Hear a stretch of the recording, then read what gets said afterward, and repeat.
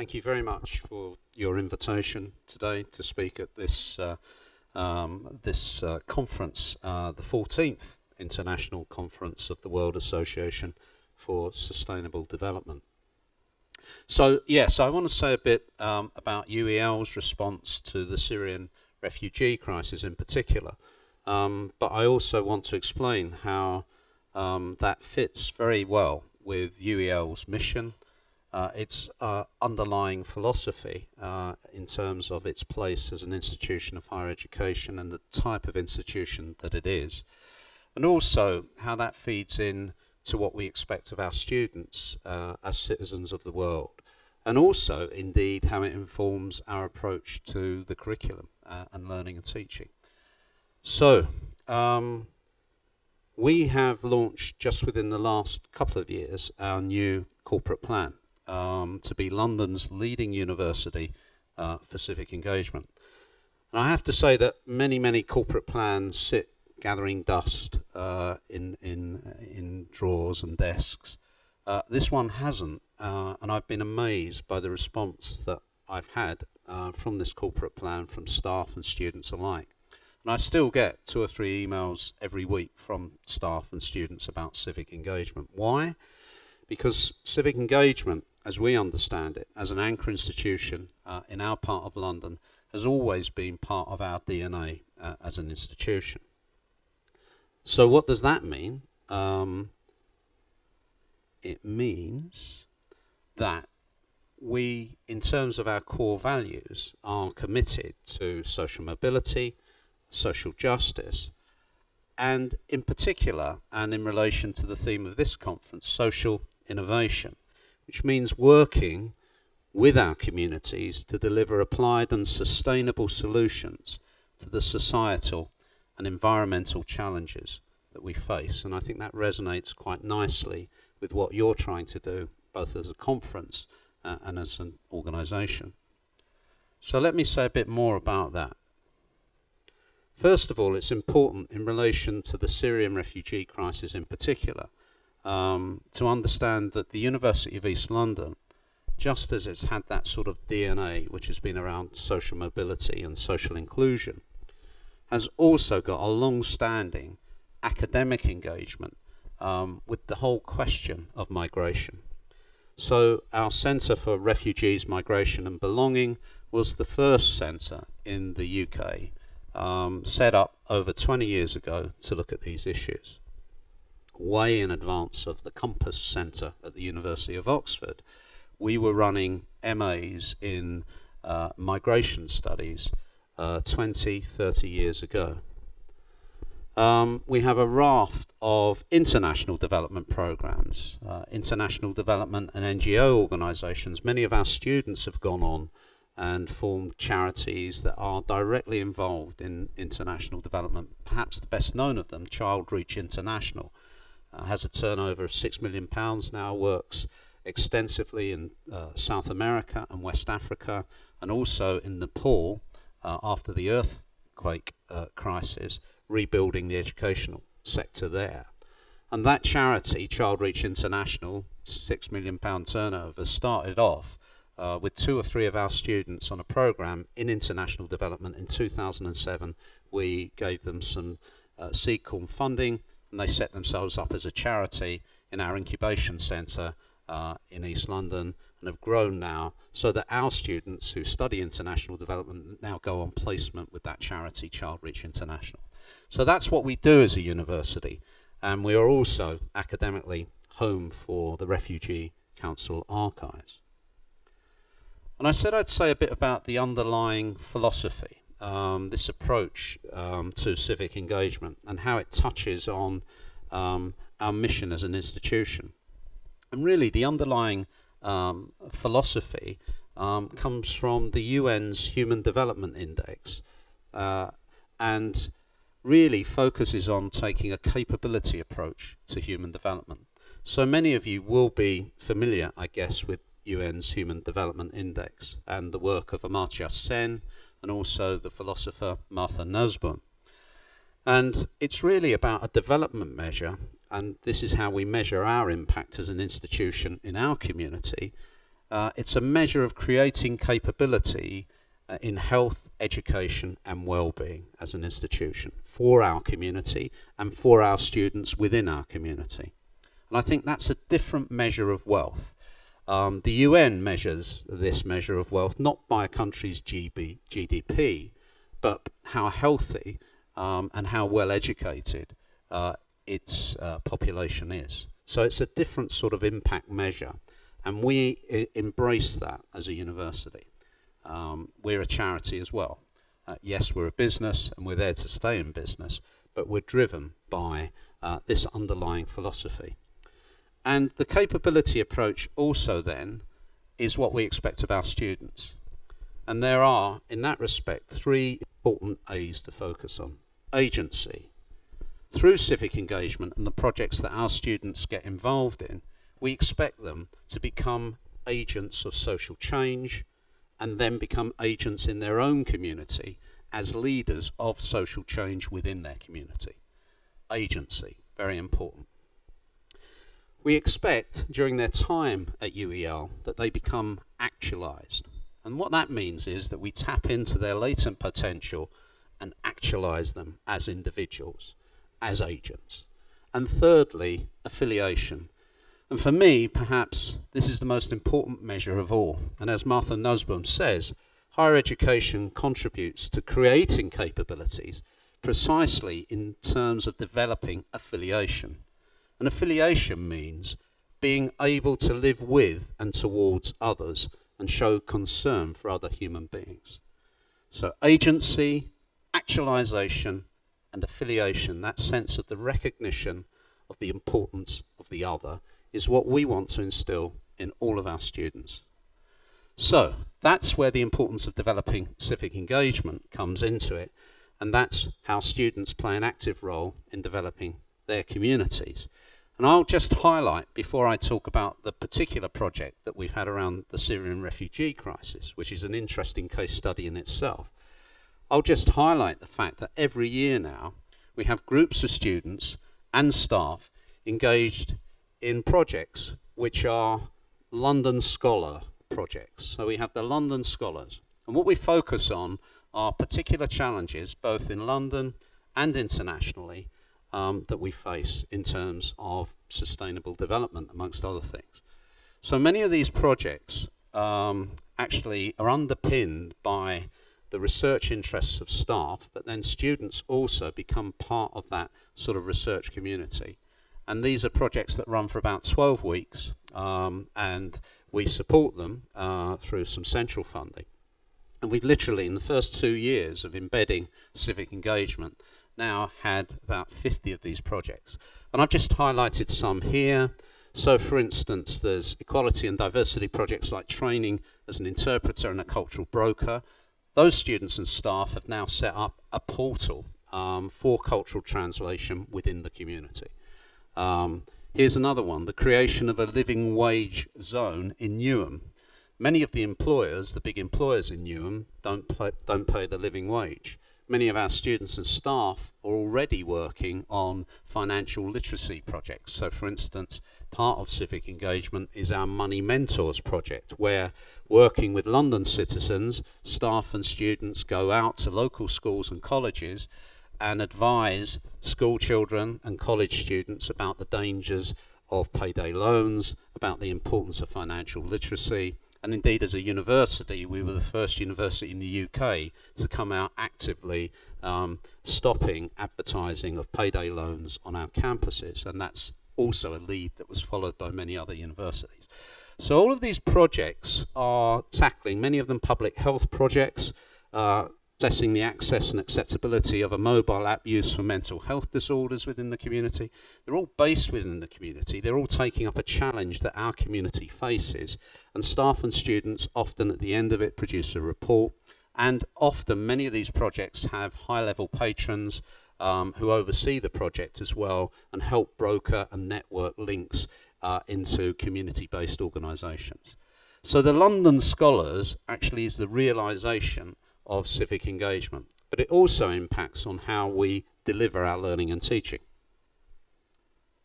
And here's another example of a London Scholars project that this time is international. So again, this is staff and students who very quickly went across when the whole Syrian crisis, the refugee crisis, really began to gain profile. And I guess, you know, there was a whole momentum behind people's response to it. And our staff and students actually delivered something they called University for All. So they went voluntarily over to Calais and offered an accredited short course program with the people of Calais in the camps there, with the refugees, on life stories. And they engaged students from a range of countries: Sudan, Iraq, Afghanistan, Iran, Syria, Ethiopia. This was supported by UEL's Civic Engagement Fund. But importantly, these staff and students actually took an interdisciplinary approach. So we combined art, poetry, film, photography, creative writing. And the idea was to get the refugees themselves to tell their story.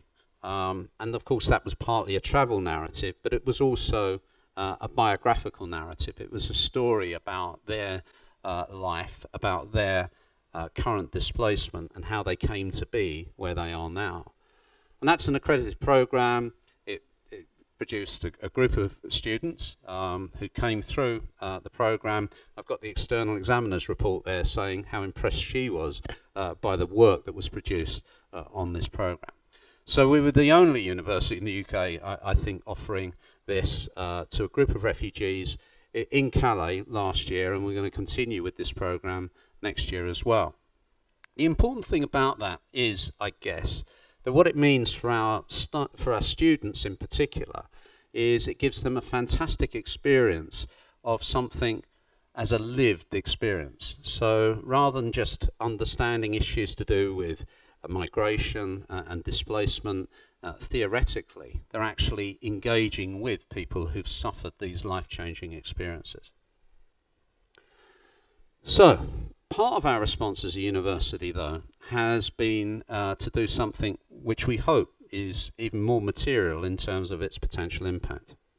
So at the time, this time last year really, when the full impact of what had happened in Syria became apparent, staff actually, over a weekend in particular, and you perhaps remember that weekend when the whole sort of response, certainly in this country, to what was happening seemed to undergo something of a transformation. And there was a massive mobilization, both of public opinion, but also in practical terms of people wanting to do something to help. And my staff over that particular weekend got in contact with me and said, look, shouldn't we offer some way for some of the displaced refugees to come into the UK and take up the opportunity of higher education? And so we looked at it and we said, yeah, okay, we'll offer 10 postgraduate scholarships for students, because we thought that would be the easiest way for students who probably already had some prior qualification to come into the UK and take up maybe some master's programs. We were the first university to do that. And what happened very quickly after that was that many other universities followed us. And currently there are over 30 different universities offering something like a cumulative sum of 2.5 million in terms of bursaries, different sorts of schemes, all coming together under an umbrella group, which is now hosted by the Citizens UK group. And actually one of the things the staff came to me and asked me and said, you know, we're proud to be all about civic engagement. Can you, as our Vice-Chancellor, actually sit on the National Refugee Welcome Board as the representative for UKHE? So I did that, and I was very pleased and honoured and humbled to do it. And the group, the National Refugee Welcome Board, is a fantastic example of various voluntary and civic institutions and organisations working together in a collaborative way to work to help the resettlement programme that's going on at the moment. What's impressive about it, I guess, is that every time I go to one of these meetings, and there are about 3 or 4 a year, is the organisation, the way in which people are all in it, in terms of affiliation that I talked about, in terms of what can we do for the other. So there are groups like Citizens UK, there's groups like the Salvation Army, there's various other groups, church groups of all faiths and denominations are involved in this. So it's been a fantastic sort of example, really. And what's happened as a result of that is that the broader issues of refugees and asylum seekers, of course, manifest themselves as very complex. That, for instance, many of the and you'll know this very well, that many of the displaced Syrians aren't actually even going to be within the 20,000 that eventually come to the UK. They'll be in Jordan, in Lebanon, in Egypt, and elsewhere, equally wanting to take up the opportunity of higher education. And we're working now as the National Refugee Welcome Board and HE quite closely with the British Council, for example, because as it's evolved, this whole sort of this whole situation, I think, has different aspects to it. One of the aspects is the need for in-country delivery. So really, in a way, the Calais example is a good example of the way in which universities across Europe can maybe come together in a hub-type situation and offer a university for all type program in places like Egypt and Jordan and Lebanon, so that everybody there, the refugees there, can actually take up the opportunity. And as the British Council are saying, this isn't just about Syrians who come to the UK, it's about maybe Syrians and other refugees who come to the UK who are then able to go back and help in the reconstruction or the development that's needed after the crisis. So it's very much a two-way street here, and I think the complexity of that is not always understood because it tends to just be reduced and caricatured as the issue of immigration. But actually, this is very much about us working in an integrated way within the rest of Europe and beyond to actually provide higher education and training and development for people who can then go back and help in what's required in terms of the development that will be needed in terms of the reconstruction that happens after the crisis. So I think that's been really interesting. As a result, also, what we found is we've worked very closely with Her Majesty's Government and the Home Office, and you'll have seen yesterday that the Home Office published in the UK the opportunity for community sponsorship of refugees, and that's been very much at the background. I'm not saying that we made that happen, but I have to say the Home Office have been very supportive in trying to find other ways of supporting refugees to come into the UK in that respect. Because one of the problems we've had is that there is a disconnect between demand and supply. So we've got over 30 universities offering this supply of education, but it's very difficult to match people to those places. Why? Because as, say, part of a 20,000, many of them will get resettled into places far-flung and far and wide. Indeed, many of the first migrants who came across were resettled in Butte in Scotland, not particularly near any university. So, trying to work in a way that preserves confidentiality, and the UN Human Rights Commission are involved in this work as well, and the Home Office and everybody else, to try and ensure that we match the demand with the supply. And that, for me, I didn't expect to get into the complexity of all of these types of issues, but that's been the most salutary thing for me. That just saying that you can help is one thing, but actually the practicality of doing so is always made more complicated in ways that we're all familiar with. So that coordination of matching supply and demand has been a big challenge, I think, but I'd be happy to pick up any questions you've got about that. But it's been a huge opportunity, and I think the development yesterday is a welcome one, and I hope we see more of that in the future. So, as I say, there's been a productive dialogue, there's an evolving role of the National Refugee Welcome Board, and more of an alliance of higher education and various groups within higher education coming together to respond to the refugee crisis. But I think, for me, it's that UEL was already in the right place at the right time. We were already committed, from 2014 to this new corporate plan, but actually that was just something UEL has done for years and years and years. It went with the grain of the institution. It's part of what we see our role as an anchor institution in East London. And our impact as an institution, remember going back to the capabilities approach, isn't about GDP.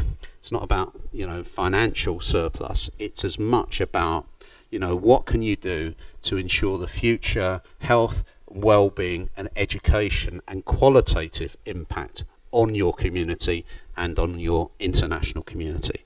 And I see that very much about our role as a university. And I think when universities work best, it's when they do have that sort of really palpable and sustainable impact. Thank you.